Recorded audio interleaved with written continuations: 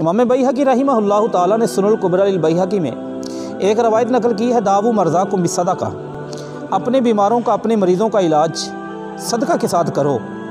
اور اس حدیث کے ضمن میں انہوں نے ایک واقعہ تحریر فرمایا، فرماتے ہیں ایک مشہور محدث ابو عبداللہ ہمارے زمانے میں، ان کا چہرہ قریحت وجہہ، ان کے چہرے کو ایک طرح سے کہہ لیں کہ چہرے کا کینسر ہو گیا، عالجہ معالجہ، انہوں نے شدید ان کا علاج ہوا، ہر طرح کا علاج، ہر طرح کی حکیم کے پاس جا کر انہوں نے میڈیسن لینے کی کوشش کی، ان کا چہرہ بہتر نہیں ہو رہا تھا، یہاں تک کہ اس دور کے ڈاکٹرز نے، حکیموں نے یہ کہہ دیا کہ آپ چند ہفتوں کے مہمان ہیں، آپ کا علاج نہیں ہو سکتا۔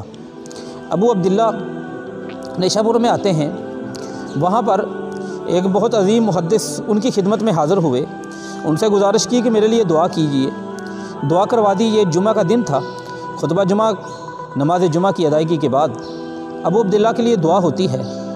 ایک خاتون جو علماء سے بہت زیادہ عقیدت رکھتی ہے، وہ اپنے گھر میں پہنچی، رات کو اس نے قیام اللیل کیا اور بڑی شدت کے ساتھ، بڑی عاجزی کے ساتھ اللہ کے حضور ان کی شفا یابی کے لیے دعا کی۔ تھوڑی دیر بعد نیند آتی ہے، سوتی ہے، اور اسے خواب میں رسول اللہ صلی اللہ علیہ وآلہ وسلم کی زیارت ہوتی ہے۔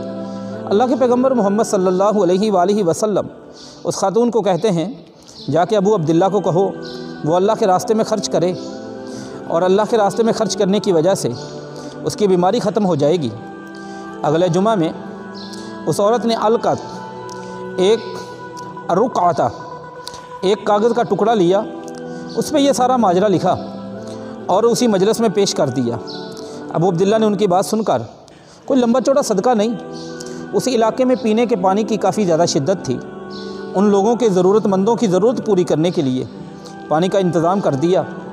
ہوتا کیا ہے کہ چند ہی دنوں کے بعد ابو عبداللہ کا چہرہ ٹھیک ہونا شروع ہو گیا۔ وہ کام جو دنیا کے بہترین حکیم اور ڈاکٹر نہیں کر سکے، وہ اللہ تعالیٰ کے حضور دیا گیا صدقہ، اللہ تعالیٰ کے بندوں کی سے کی گئی ہمدردی، اس کے نتیجے میں وہ ہدف اور وہ مقصد پورا ہو جاتا ہے۔ ہم جب کسی کے کام آ رہے ہوتے ہیں، ہم صرف کسی کے لیے آسانی پیدا نہیں کر رہے ہوتے، ہم اپنی زندگی کو بھی بہت زیادہ آسانیاں دے رہے ہوتے ہیں۔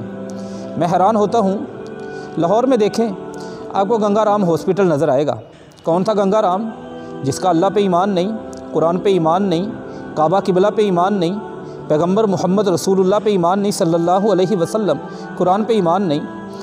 آپ کو لیڈی ولنگٹن ہاسپٹل نظر آئے گا۔ یہ کس کے نام پہ بنا ہوا، کس کی گرانٹ سے بنا ہوا؟ ایک ایسی خاتون جو مسلمان نہیں۔ اب چلتے جائے، گلاب دیوی ہاسپٹل نظر آئے گا۔ کس نے بنایا، کیوں بنایا، تاریخ آپ خود پڑھ لیجئے گا۔ بہاولپور وکٹوریہ ہاسپٹل، یہ لوگ غیر مسلم تھے، ہمارے رب کو نہیں مانتے، ہمارے قرآن کو نہیں مانتے، نبی ذیشان کو نہیں مانتے، ہمارے کعبہ کو قبلہ نہیں مانتے، پھر بھی لوگوں کی ہمدردی کا جذبہ ان لوگوں کے اندر کیسا تھا؟ میں اور آپ تو ہیں ہی مسلمان، ہمارے سینے میں دل وہ دھڑکتا ہے جو ایسا ایمان رکھتا ہے جو صرف ایمان اللہ کے بندوں کے ساتھ ہمدردی پر یقین نہیں ہمیں کرواتا، بلکہ وہ ایمان تو ہمیں بخاری کی حدیث کی طرف بھی لے کر جاتا ہے کہ ایک کتے کو پانی پلانے والی عورت کی بخشش ہو جاتی ہے۔ تو اس رمضان المبارک کے مہینے میں لوگوں کے ساتھ ہمدردی کیجیے، اپنی زندگی بھی آسان کیجیے، اللہ کے بندوں کی زندگی بھی آسان کیجیے۔ وما علینا